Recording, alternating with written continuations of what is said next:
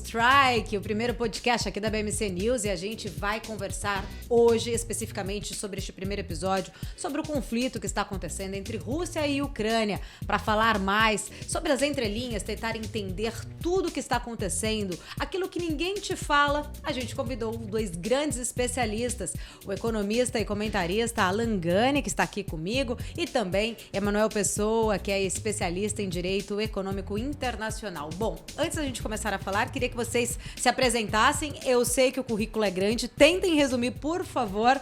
Mas, Gani, por favor, vamos começar com você. Vamos lá, Paula. Eu sou comentarista diário da BMC News, da emissora de televisão. Também sou economista-chefe da casa. Sou professor também de pós-graduação em MBA. Tenho PhD em finanças.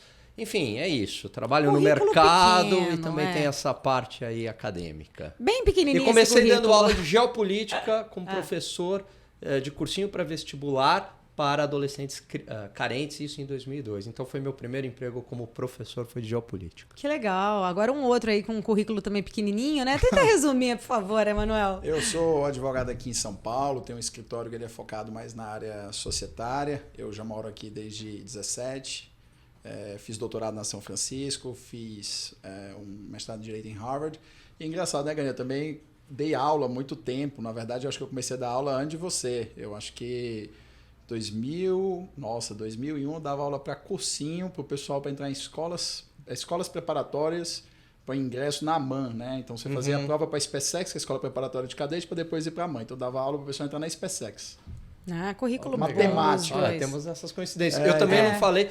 Eu também tive uma passagem que eu morei um tempo fora também, assim como você. Fiz parte do doutorado lá e temos bastante coisa em comum também. Com certeza. No Texas, né? Legal. Bom, gente, eu queria trazer aqui, né, esse papo com a gente, especificamente com vocês. A gente já tem conversado muito sobre este assunto. A gente vê muitos comentaristas conversando sobre essa situação entre Ucrânia e Rússia, mas eu queria entender, né, exatamente a visão de vocês, aquilo que ninguém fala, né? O que exatamente, quais são os motivos que levaram, né, a essa invasão na Ucrânia? Só que vocês comentassem exatamente essas entrelinhas, o que realmente, né, por que não é tudo que a gente vê aí? Muitas vezes as notícias são mais enviesadas, traz só uma narrativa, e eu queria que vocês falassem especificamente a opinião de vocês. Quais são os motivos, se foram legítimos ou não, desta invasão? Primeiro, Gani. Muito bem, Paula. A gente tem que voltar lá no final da Guerra Fria. Então, com o final da Guerra Fria, a Rússia sempre se incomodou com a expansão da OTAN. O que é a expansão da OTAN? É a entrada de novos membros, tá? Então, antigos aliados russos ou antigas repúblicas soviéticas, antigos estados soviéticos. De fato, entraram alguns estados soviéticos na OTAN, como Letônia, Estônia e Lituânia. Mas na época a Rússia estava muito enfraquecida para reclamar de qualquer coisa e também eram estados menores, estrategicamente menores. No entanto, Geórgia e Ucrânia, Rússia sempre deixou muito claro que ali eles não queriam esses estados na OTAN. E ali há uma série de acontecimentos, principalmente em 2008, o ministro das Relações Exteriores, ele é categórico em dizer que Geórgia e Ucrânia não. Em 2013 e 2014, há uma escalada desse conflito com uma pretensão da Ucrânia para a entrada na União Europeia, que acabou não se concretizando. Isso desencadeou uma série de protestos internos, que culminaram ali com a anexação da Crimeia por parte da Rússia e também duas regiões que pediam a independência em relação à Rússia. Muito bem, em relação à Ucrânia, desculpa. Muito bem. De um tempo para cá, recentemente, a Ucrânia começou a demonstrar um grande interesse na entrada da OTAN. E aí a OTAN patrocinou essa entrada, quer dizer, essa pretensão de entrada. Em essência, é isso, tá? A gente pode dizer o seguinte, bom, mas a Ucrânia tem soberania, ela tem todo o direito de entrar para a OTAN. Eu falo sim, no mundo ideal eu concordo que ela tem soberania e deveria entrar para a OTAN e a Rússia não fazer nada em relação a isso. O ponto é que no mundo real a Rússia sempre deixou claro, veja, eu não estou dizendo que a Rússia está certa, eu estou querendo dizer que havia uma previsibilidade. Então, ela sempre deixou claro que não queria a Ucrânia na OTAN.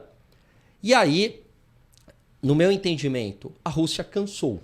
A Rússia deu o recado para o Ocidente. Aqui é a minha zona de influência. Assim como nos Estados Unidos, se o México ou o Canadá fizer um acordo com China, com Rússia, um acordo militar, evidentemente que os Estados Unidos iria reagir, como reagiu em 1962 com a crise dos mísseis. Né?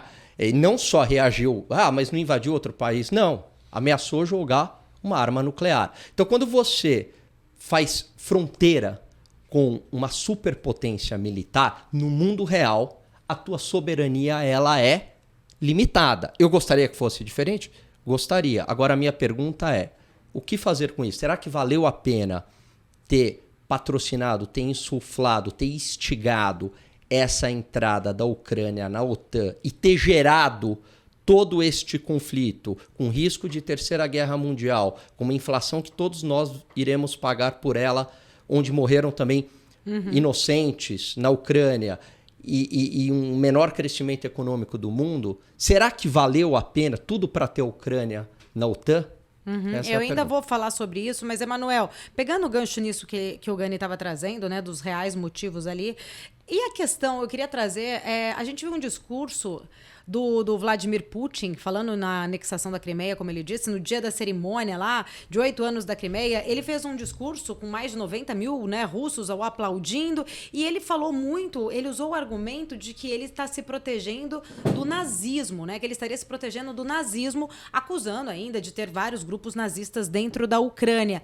E a gente já viu o Zelensky pedindo ajuda a Israel, ele como um judeu colocando ali, usando esse argumento como se realmente eles abominassem essa questão do nazismo, porém ainda a gente sabe que existe em algumas regiões da Ucrânia essa questão. Você acha que esse ponto do nazismo, como o Putin levantou no discurso dele, era um ponto que realmente preocupava ele, ou ele talvez esteja usando isso para tentar sensibilizar de repente o mundo? Paulo, antes de mais nada, complementando o que a gente estava falando aqui, como o Gani começou, essa questão da expansão do OTAN, tem um problema que a maioria das pessoas não percebeu, que tornou essa situação muito diferente da situação anterior de 2012, 2013, da questão da anexação da Crimeia.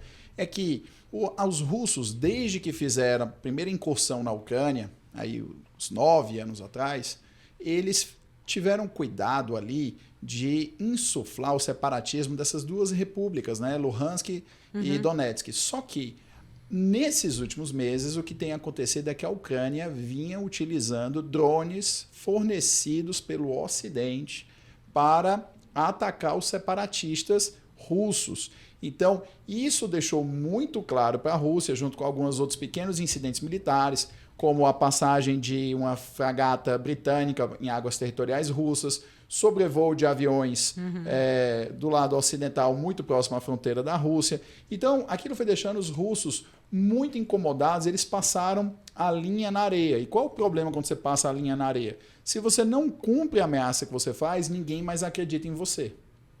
Né?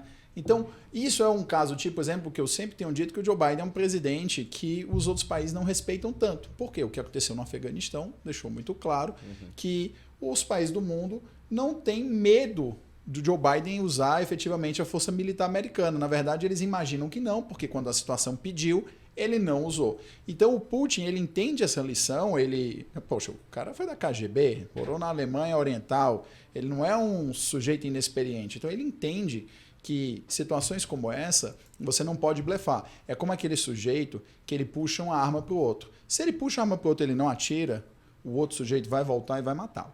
Isso é praticamente certo. Então, você não deve fazer uma situação dessa. Você só vai puxar se for situação extrema que você tem que ter uma legítima defesa e usar. Porque do contrário, ou então você tem que garantir que você vai render a pessoa para ela ser presa. Porque do contrário, você vai morrer. Então, voltando para a sua pergunta do Zelensky, o Zelensky é judeu. Ok.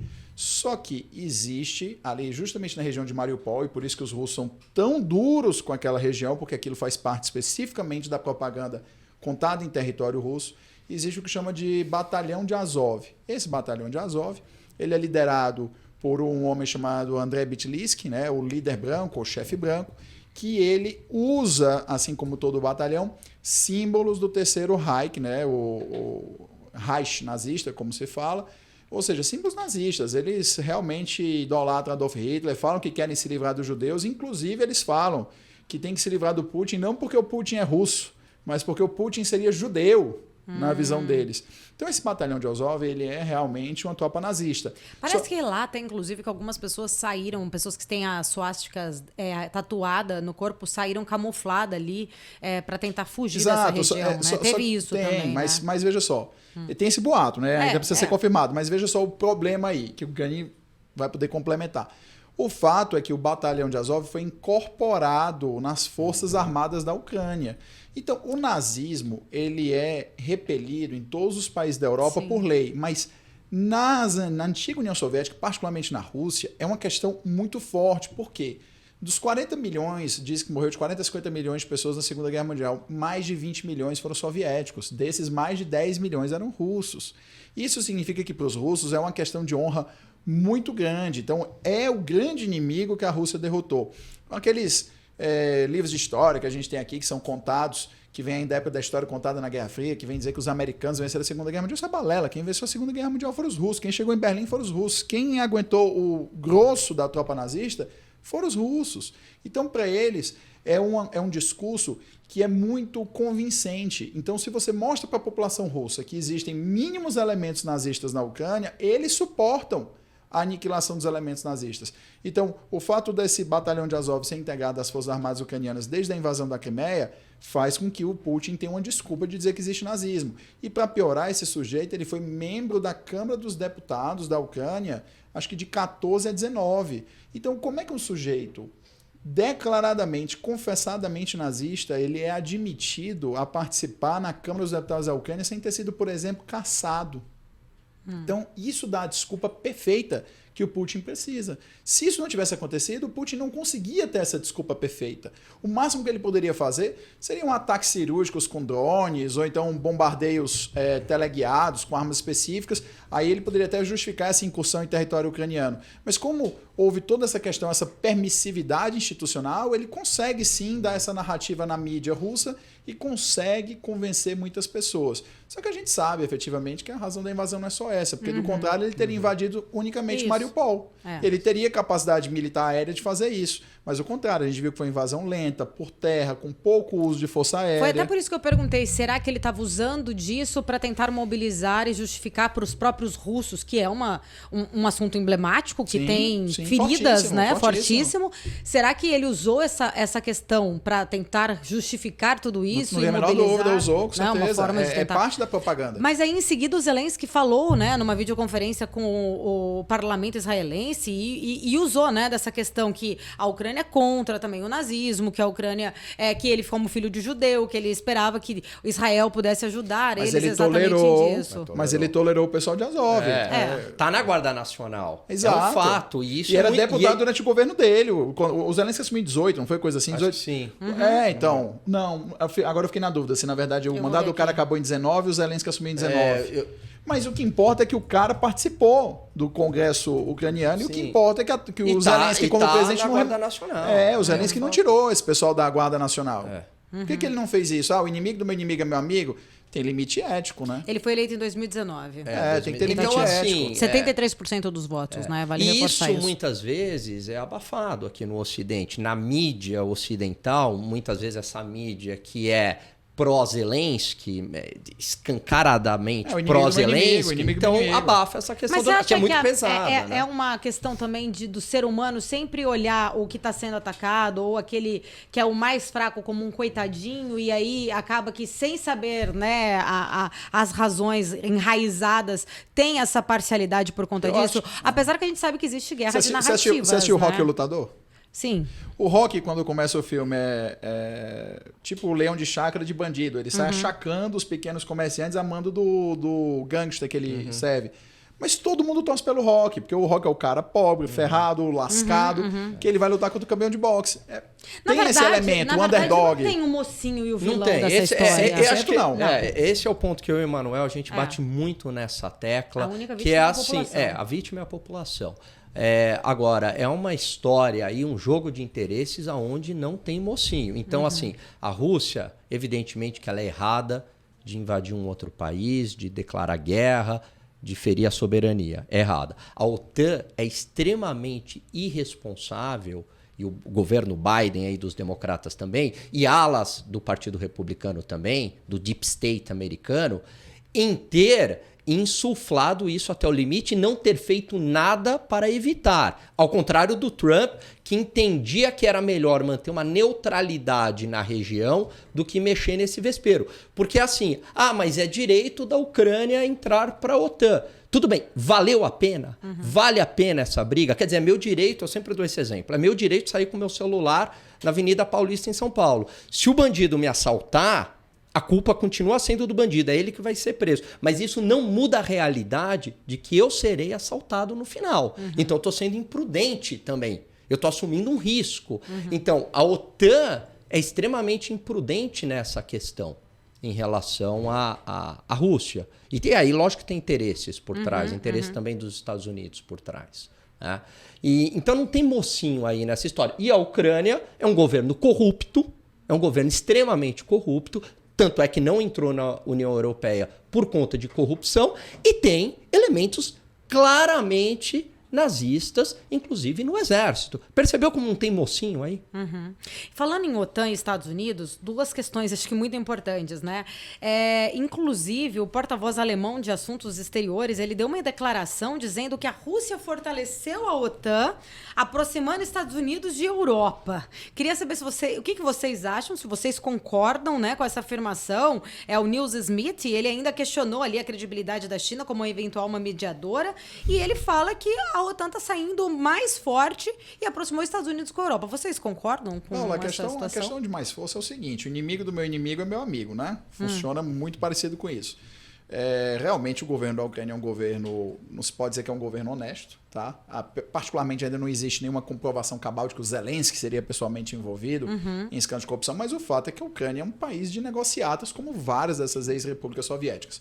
Então, quando o Ocidente ele se une ao redor da Ucrânia, não é só porque é ao redor da Ucrânia, é muito se unir contra a Rússia, que, poxa, quem tem mais de 40 anos cresceu no mundo falando que a Rússia era o grande vilão, o bicho-papão. Na verdade, desde 1832, o Alex Tocqueville já tinha escrito no Democracia da América que no futuro você tem um grande embate entre Estados Unidos e Rússia. E veja que naquela época não eram nem de longe os países mais ricos do mundo, né? Os Estados Unidos ainda era um país em ascensão. A Rússia já era grande, mas os Estados Unidos ainda era um país em ascensão. A questão que você disse que você une o Ocidente, até quando? Porque o Ocidente nunca teve, Paula, líderes absurdamente tão fracos. Eles são fracos não é porque eles não têm poder político, não é porque eles não têm poder militar, é porque são pessoas que não pensam geoestrategicamente no futuro. Quando você tinha nos anos 80 o Reagan, ele pensou, preciso derrubar a União Soviética. O que eu faço para acabar com a União Soviética e acabar com a Guerra Fria de vez? Eu vou aumentar aqui os gastos militares americanos, os soviéticos não vão conseguir alcançar, e para ter certeza que eles não conseguem alcançar, eu vou forçar a queda do preço do petróleo no mercado internacional. E com isso a União Soviética fica sem receita, aumentando o gasto, ele quebra a União Soviética. Simples assim. Qual é o pensamento geoestratégico dessa turma? Na hora que deu problema em Fukushima, a Alemanha, em vez de entender, não, vou só reforçar minha segurança das usinas nucleares, mostrar para as pessoas que elas funcionam, não. Vou queimar combustíveis fósseis. Aí a opinião pública alemã não pode queimar combustível fóssil, tem um acordo de Paris, tem isso, tem aquilo. Então a Alemanha, qual é a solução? Vamos comprar o gás natural russo. Como é que você se entrega para alguém que você sabe que é seu adversário geopolítico? Como é que você hipoteca uma das suas duas principais soberanias, que é a energética, né? A outra eu digo sempre que é alimentar. Energética e alimentar, junto com a econômica, são as principais soberanias que um país pode ter. E aí você para pensar, são líderes fracos, porque eles pensam na próxima eleição. O gás russo era barato.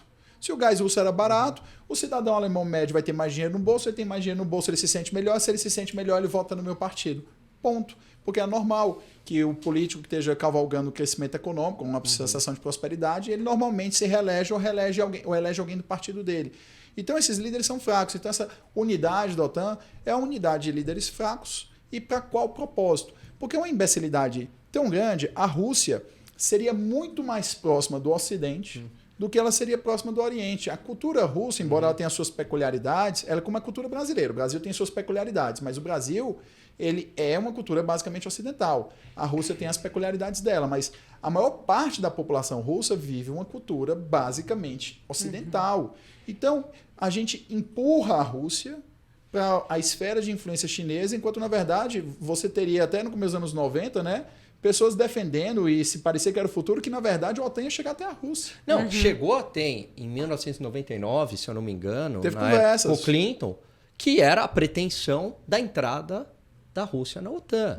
E que ali houve um lobby muito forte de países europeus ligado à indústria de energia, indústria de armas, enfim, que não quiseram, é o que se diz. Mas chegou até, cogitaram essa possibilidade e talvez não estaria tendo esse conflito hoje se isso fosse aventado lá atrás. Agora, o ponto aí que o Emanuel trouxe é fundamental. Quem que é o grande adversário dos Estados Unidos hoje que disputa a hegemonia? Não é a Rússia, é a China, que é uma superpotência econômica e está se tornando uma superpotência militar. Então, os Estados Unidos comete um erro estratégico do ponto de vista geopolítico, porque eu estou jogando a Rússia no colo da China. Em algum momento da história, eu vou precisar da Rússia para conter a China. Teria sido tão mais inteligente você Muito estimular mais. a Rússia a entrar na OTAN e depois na União Europeia. Eu Seria precisei claro. da Rússia para derrotar o nazismo. Eles eram Estados Era. Unidos e Rússia eram ideologicamente opostos. A Guerra mas Fria, né? Eu Exatamente precisei isso. da Rússia para derrotar o nazismo. Eu preciso da Rússia para manter a estabilidade no Oriente Médio. Quem é que acalmou o conflito na Síria? Não foi os Estados Unidos que acalmou. Quem acalmou foi a Rússia, do jeito deles, mas deu uma acalmada. Quem é que mantém o Irã mais ou menos estável? Porque o Irã tem pretensões hegemônicas também no Oriente Médio. Só não faz isso porque do outro lado tem Israel fortemente armado, Sim. com arma nuclear inclusive, mas também por conta da relação com a Rússia, que é aliado e mantém uma certa estabilidade. Eu preciso muitas vezes da Rússia. E aí eu cometo o erro de ficar contra a Rússia, e estrategicamente falando, e jogo no colo da China. Em nome do quê? Em nome da Ucrânia na OTAN. Isso é mundo real. O mundo real não tem esse idealismo. No mundo real, a reação do outro lado. Tá valendo a pena? É sempre essa a minha pergunta. Vale a pena ter bancado Tem que ver tudo quem isso? vai ganhar dinheiro com isso. Porque, veja só, tem uma grande possibilidade, se a gente for olhar para trás, que é o seguinte: você acabou de detonar uma corrida armamentista no mundo. A Alemanha aumentou 100 bilhões de euros os seus gastos militares. Primeiro Total. ano. Próximo ano vai aumentar mais. A Alemanha, já de um dia para o outro, se tornou o terceiro maior gastador militar do mundo. Ok. Não existe essas indústrias bélicas todas na Europa. Vão importar armamento e tecnologia ou vão convencer a abrir filiais de que empresas? Americanas. Então a gente tem que ver o seguinte: será que não existiam vários políticos americanos interessados em estimular uma corrida armamentista para ajudar as empresas que doam para as suas campanhas? Porque você tem um Você tem um ponto que é o seguinte: a Ucrânia, vamos pensar o seguinte, né? As pessoas confundem muito soberania com entrada na OTAN. Tem um monte de país que não pode entrar na OTAN. Tem um monte de país que não pode ter arma nuclear, inclusive o Brasil. E é soberano. Sim. Então eu tenho limitações a essa soberania, certo? Agora, eu patrocino, eu estico a corda até o limite para ter a Ucrânia na OTAN em nome de quê? A Ucrânia já era soberana, tinha lá seus problemas internos. Quais os benefícios disso no mundo real? Olha o que a gente está vivendo. Olha quantos inocentes estão morrendo em nome disso. E aí é o que o Emanuel falou. Então por quê? O que está por trás disso? Você tem uma indústria de armas, porque para a existência da OTAN tem que justificar a existência da OTAN. E essa indústria de armas vende arma para caramba para a OTAN. Eu tenho a popularidade do Biden no chão, e já deu uma subida, né? Porque sentimento patriótico une o país, você tem essa questão. E a indústria de energia, o inimigo externo. E a indústria de energia, que estava incomodada da Europa estar extremamente dependente da Rússia, que era ela dependente dos Estados Unidos. Então e fora uma mentalidade meio pró-guerra, tanto dos democratas e quanto parte dos republicanos. Com exceção de alguns republicanos aí que não estão nem na política, mas que é o Tucker Carlson, que é a Annie Coulter, falando assim: a gente está com uma crise migratória aqui na fronteira, uma guerra do narcotráfico no México, e um monte de imigrante ilegal entrando nos Estados Unidos, a gente não dá nem conta disso, a gente vai se meter nisso daí. E o próprio Trump entendeu que não era uma boa se meter Esse lá. é um ponto até que eu queria falar, porque assim, dentro de todos os motivos, né, até que vocês citaram aí, mas muita gente falava que o Biden estava querendo recuperar a popularidade dele que estava baixa, e você trouxe aí que ele já teria recuperado, e algumas pesquisas mostram que ele já se está melhor, então pode ser, se essa for uma estratégia, ok, ele está conseguindo o que ele queria, porém também tem pesquisas e ele está sendo muito criticado porque os Estados Unidos, ele, desde que quando tirou as tropas lá do Afeganistão, ele tirou aquela imagem de polícia do mundo, ele tirou aquela imagem temida que o mundo tinha em relação a ele. Como que vocês olham exatamente a postura do Biden? Inclusive, ele já ligou, a gente viu que ele teve uma ligação com o Xi Jinping, tentando ali fazer uma pressão, ele colocou o dedo, né, chamando aí o Putin de cometer crimes, mas como que vocês avaliam essa questão realmente da postura dele? Será que essas pesquisas, elas realmente não podem estar sendo enviesadas igual a mídia, muitas vezes enviesada também? Paula, tem um conceito em política chamado log rolling, né? Log rolling é girar as toras, né, de madeira. Como você assistia no desenho do Pica-Pau antigamente, ele ia lá em cima das toras de madeira na água, levando para o catarata do Niágara, ele corria em cima das toras, elas vão girando. Então, log rolling. O que quer dizer o log rolling? Você sabe que o seu político ele tem defeitos. Você sabe que o seu político ele é ruim numa coisa, às vezes você sabe que ele cometeu um crime, às vezes você sabe que ele roubou dinheiro público, mas às vezes a posição dele em um determinado assunto é tão mais relevante para você do que todos os outros defeitos dele. Então o que acontece aqui? Nos Estados Unidos você tem uma clivagem, um racha do eleitorado muito claro. 50% dos americanos são totalmente partidários, eles votam em linhas partidárias. Desses 50% é quase 25-25, é 25, alguma coisa versus 24 alguma coisa, que votam democratas e republicanos. Então, quem decide as eleições majoritárias dos Estados Unidos sempre são os independentes. Só que para boa parte desses independentes, o papel dos Estados Unidos no mundo, porque, veja, quando você é uma potência, existe uma questão de ego, existe uma questão de força, existe uma questão de você se sentir o maior cultural, exato. E aí, para eles, é muito importante na hora de votação o sentimento da percepção do que os Estados Unidos são no mundo. E o Biden tinha derrotado completamente o sentimento do que era o América no mundo. Os democratas adoravam falar que era o Trump que jogava o nome americano no mundo. O Trump era errático e fazia as pessoas realmente terem uma percepção mais complicada dos Estados Unidos, porque estava acostumado com aquela sensação presidencial, meio Reagan, Kennedy, né? Mas o Biden passou a única coisa que os americanos não toleram de maneira alguma, fraqueza.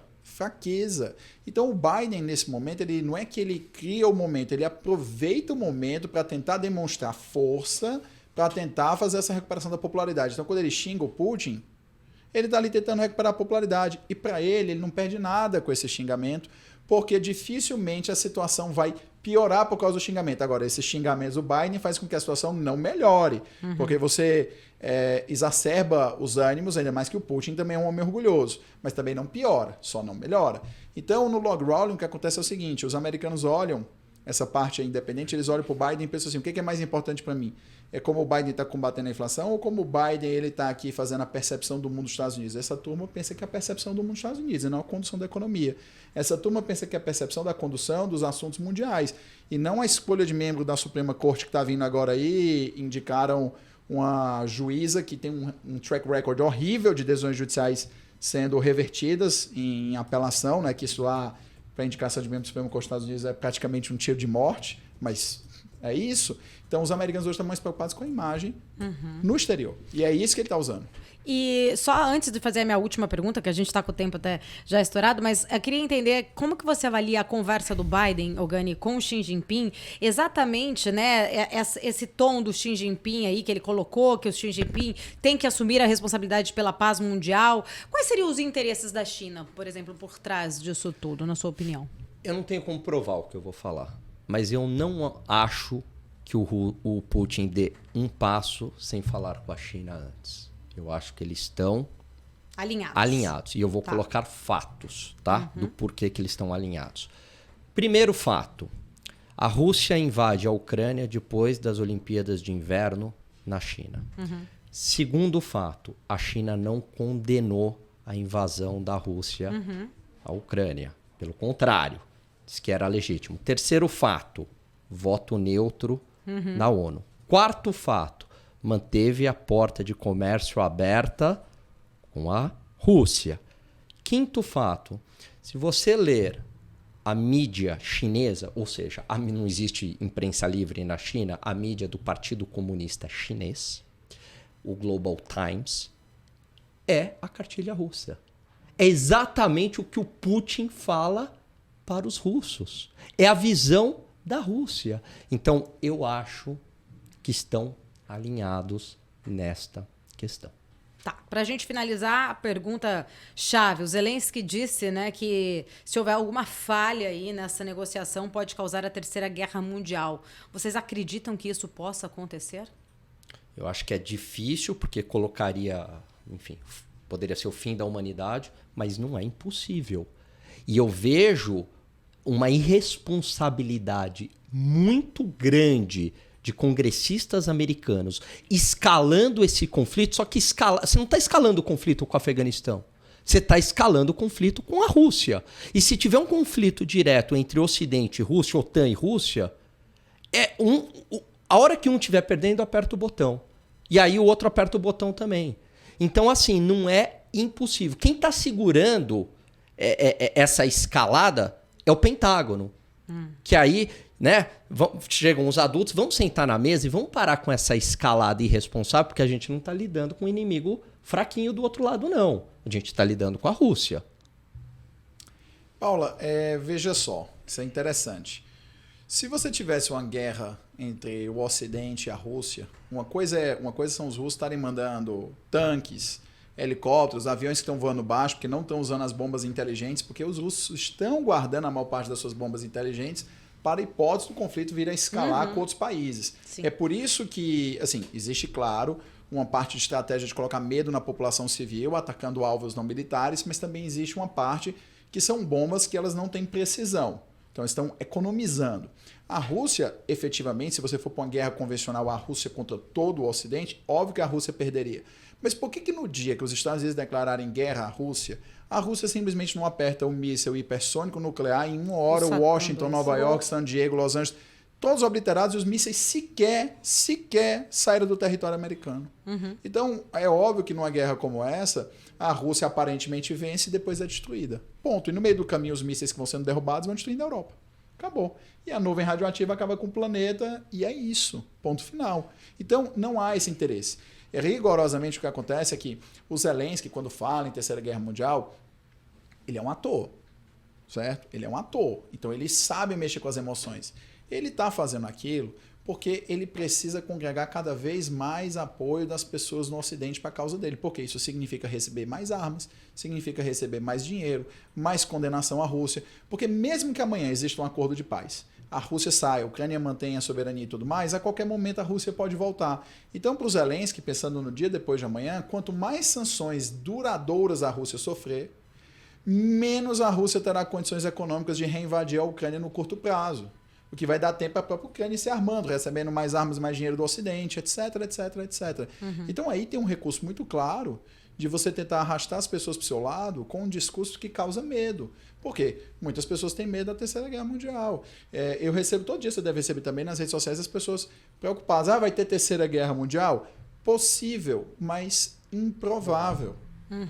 Gente, teríamos aqui tema para ficar horas conversando. Vamos fazer outro? Vamos fazer outro. Topa? Opa, bora. Então tá bom. Então vamos lá. Vamos já deixar marcado o próximo, então, porque acho que a gente tem muito assunto. Dá para especificar mais, entrar mais, principalmente nessa questão da China. E eu acho que a gente tem bastante coisa para falar. Mas quero agradecer vocês por estarem aqui estreando o nosso primeiro podcast da VMC News. Obrigada. Uma honra. A honra é nossa. Obrigada, gente. A gente então marcado aí pro próximo. Marcado. Fechado. Valeu. Obrigada. Valeu, um abraço. Obrigado. Gente, e vocês que estão aqui também acompanhando o nosso podcast, muito obrigada pela sua audiência. Obrigada por estarem aqui acompanhando a gente e até o próximo Strike. A gente se vê em breve. Tchau, tchau.